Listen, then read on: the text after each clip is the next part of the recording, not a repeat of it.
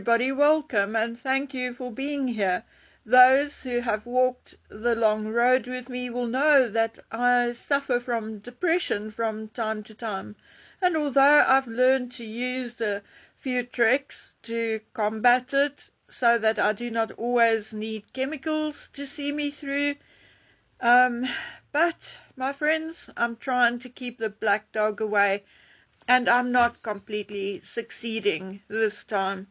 Maybe it's the weather, God alone knows, but it is truly a battle to get up in the morning.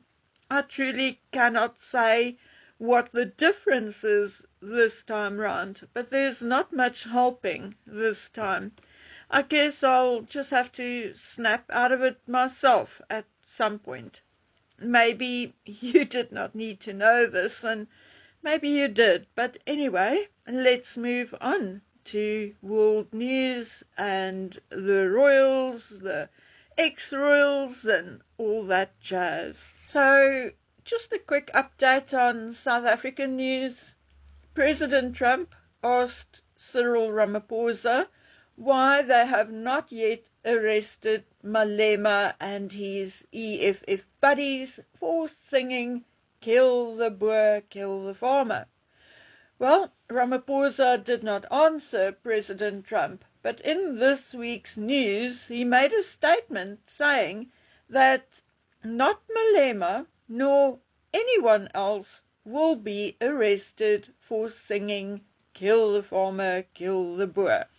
So, who wants to still argue about why people accepted the offer to become refugees in America? I mean, put yourself in our shoes. How would you feel if your president said or sang that about you? How secure and happy would you feel? A case many of us have followed for more than a year is that of pretty little Jocelyn Smith, who was sold by her mother and co-accused to God alone knows who. Well, the three devils, the evil gross 2 men and 1 woman, were sentenced to life in prison today. I truly hope they rot in there. Very few people even hear about child trafficking from and out of South Africa. I mean, who cares? They're only black little children or children from poor families. I'm relatively sure that it is why Epstein made a few visits to South Africa, and maybe why he chose a South African couple to manage his one property. There was a time when I actually said that he did not unalive himself, but is likely now living in some upmarket area around Cape Town and probably still doing his thing. I would not be surprised in any shape or form. Okay, so let's finally move on to the royals and the two in Montecito. So Meghan, instead of restocking her as ever, she has now turned it into a will never, because in her mighty wisdom she decided to take a step back and re-evaluate her business, bringing new products in 2026. Stupid, stupid, stupid. She is always stepping back and stepping back and stepping back. I'm telling you that one of these days she will step down the precipice and drop down the cliff like a rock. Why doesn't she tell the bloody truth? Why doesn't she tell everyone that Netflix withdrew from As Ever? Indeed, you see, number 1, Meghan's popularity is dropping like a lead balloon on a daily basis. Number 2, Netflix's online and physical store carries things like hoodies and caps and t-shirts, etc. Not jam and cookies and sprinkles, whether dead flowers or not.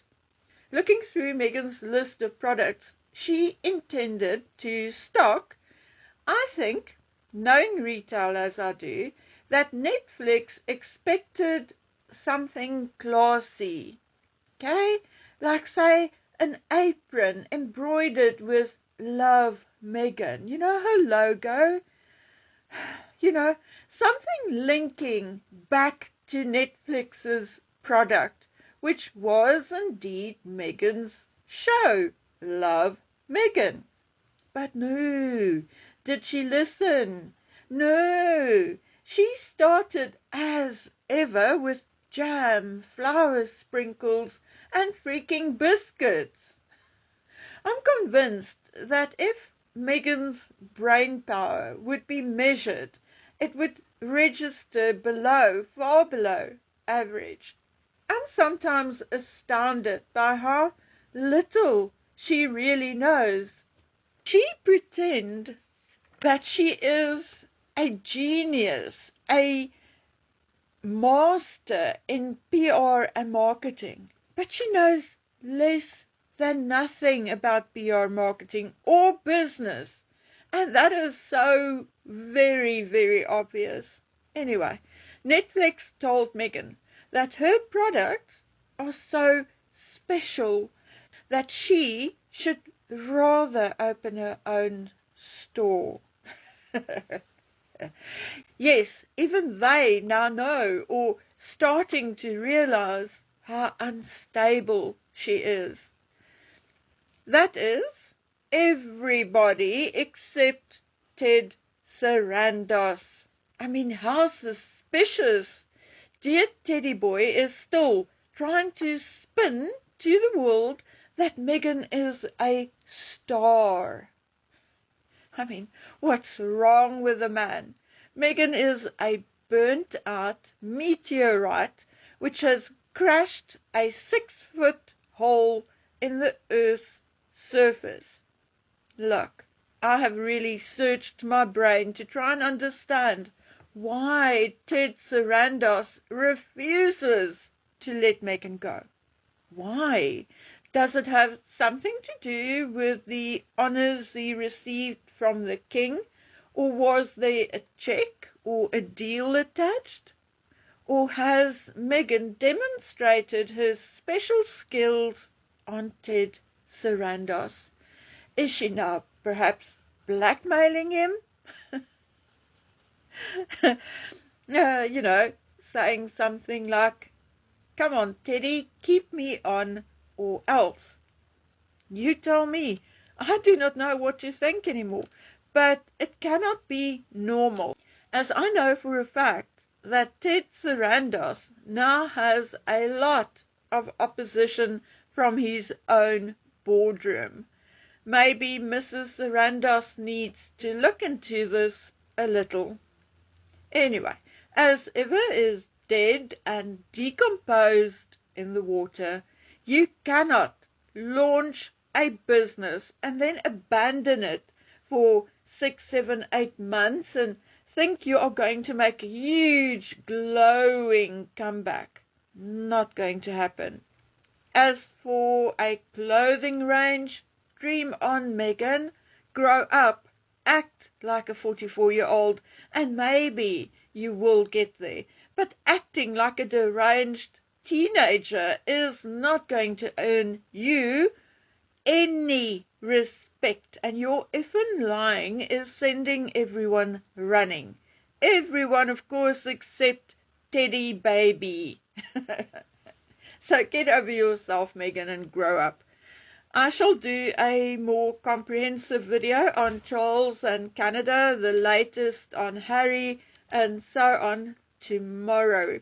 But again, I just want to caution you not to believe everything you read. You see, after the King's visit to Canada, the media tried to convince us that a large majority in Canada has suddenly become favourable towards the monarchy and Charles, which is not 100% true.